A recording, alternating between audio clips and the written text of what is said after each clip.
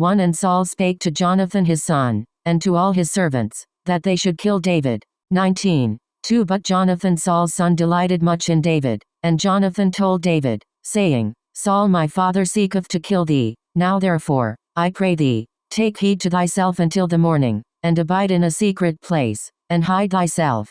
19. 3 And I will go out and stand beside my father in the field where thou art, and I will commune with my father of thee, and what I see, that I will tell thee. 19. 4 And Jonathan spake good of David unto Saul his father, and said unto him, Let not the king sin against his servant, against David, because he hath not sinned against thee, and because his works have been to thee very good. 19. 5 For he did put his life in his hand, and slew the Philistine, and the Lord wrought a great salvation for all Israel. Thou sawest it, and didst rejoice. Wherefore then wilt thou sin against innocent blood, to slay David without a cause?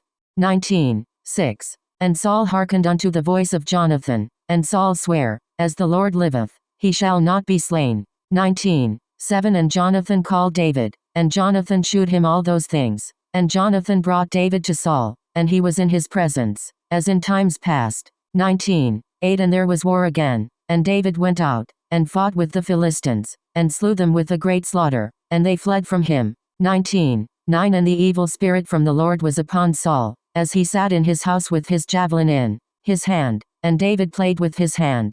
19:10 And Saul sought to smite David even to the wall with the javelin, but he slipped away out of Saul's presence, and he smote the javelin into the wall, and David fled, and escaped that night. 19:11 Saul also sent messengers unto David's house, to watch him, and to slay him in the morning, and Michal David's wife told him, saying, If thou save not thy life tonight, tomorrow thou shalt be slain. 19:12 So Michal let David down through a window, and he went, and fled, and escaped. 19:13 And Michal took an image, and laid it in the bed, and put a pillow of goat's hair for his bolster, and covered it with a cloth.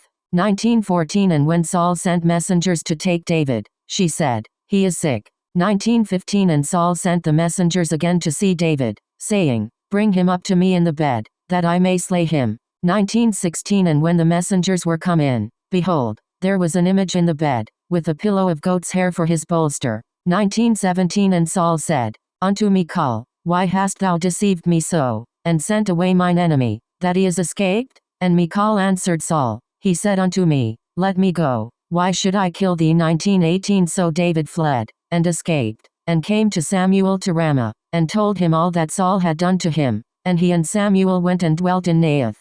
19:19 And it was told Saul, saying, Behold, David is at Naioth in Ramah. 19:20 And Saul sent messengers to take David, and when they saw the company of the prophets prophesying, and Samuel standing as appointed over them, the Spirit of God was upon the messengers of Saul, and they also prophesied. 19:21 And when it was told Saul, he sent other messengers, and they prophesied likewise. And Saul sent messengers again the third time, and they prophesied also. 19:22 Then went he also to Ramah, and came to a great well that is in Sechu, and he asked and said, Where are Samuel and David? And one said, Behold, they be at Naioth in Ramah. 19:23 And he went thither to Naioth in Ramah, and the Spirit of God was upon him also, and he went on, and prophesied, until he came to Naioth in Ramah. 19:24 And he stripped off his clothes also, and prophesied before Samuel in like manner, and lay down naked all that day and all that night. Wherefore they say, Is Saul also among the prophets?